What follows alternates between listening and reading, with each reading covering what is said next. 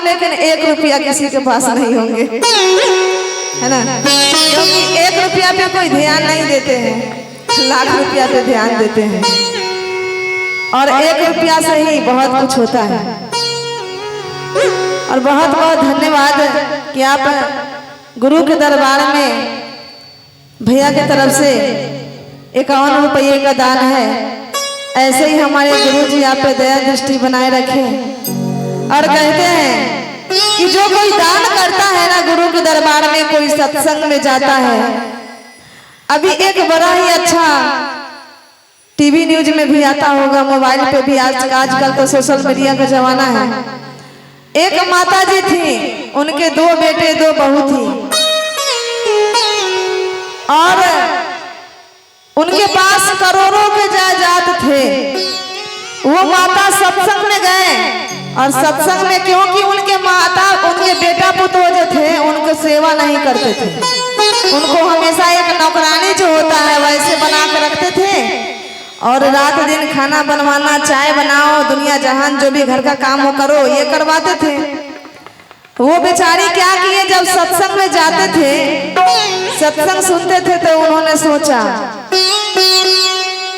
सत्संग सुनते सुनते उनको याद आया और उनको प्रभु इतना ज्ञान दिए कि भाई इस दुनिया में कोई किसी का नहीं है, जिसको हम अपने कोख से पैदा किए, जब वही मेरा नहीं है। पति तो छोड़ के चला ही गया, अब इस दुनिया में कोई सहारा है नहीं। ये इतने बड़ा जो धन दौलत है, ये जो कोठा बंगला गाड़ी है, ये जो खेत संसार है, ये सब जो है किसके लिए रखेंगे, कौन देखेगा? वो क्या किए, दरबार में जाके बोल दिए कि गुरुजी,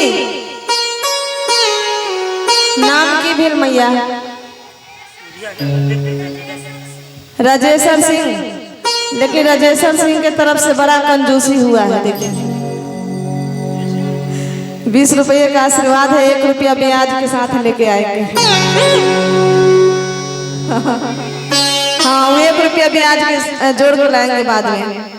वो माता जी क्या किए कि उतने सारे लाखों 10 लाख भी आदमी होंगे, वहां पे बोल दिए कि गुरुजी, हमारे पास करोड़ों का जायदाद है, हमारे 2 बेटा 2 बहुएं हैं, लेकिन कोई हमको नहीं देखता है, मारता है, गरियाता है, धन दौलत के चलते कहता है कि बुढ़िया तोरा नट्टी दाब दे बहू, न तो तू हमारा नाम कर। अब हमेशा कॉपी लेके जाता, कहता कि लिखो।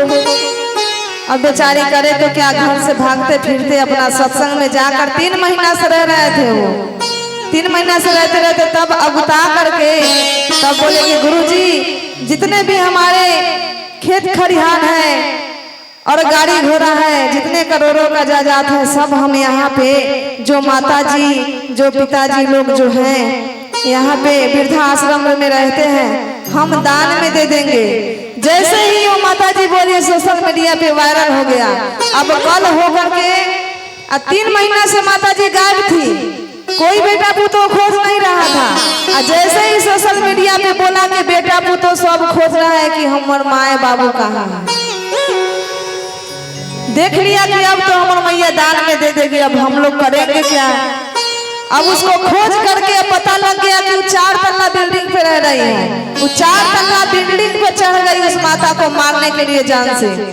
वो बेचारी छत से छत उतर के और भागी और फिर उसी आश्रम में जाकर के बैठी और फिर वही गुरु के सामने बोली कि गुरुजी, हम नहीं जानते थे कि ये लाइव कार्यक्रम चल रहा है, हम तो बोल दिए कि हम दान करेंगे, अकल्ले से हमारे बेटा पुतो हंसुआ खुरपी लेके हमारा ढूंढ रहा है जान से मारने के लिए।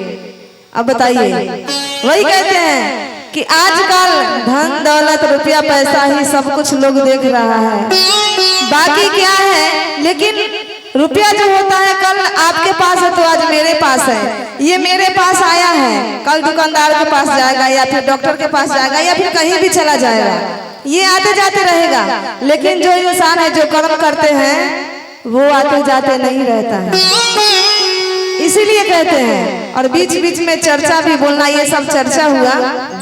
एक जो होता है कि बैठ के चर्चा करें और हम भजन में ही चर्चा, इसका अर्थ समझा करके ही कहते हैं और गाते हैं तो भजन के साथ साथ चर्चा भी हो जाता है तो बड़ा अच्छा लगता है, इसलिए कहते हैं। और दीदी दीदी आपका नाम क्या हुआ?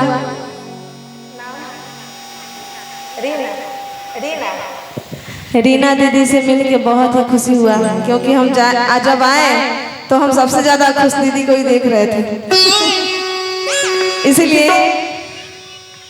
कहते हैं कि ओ पापी मन कर ले भजन, अब मौका मिला है तो कर ले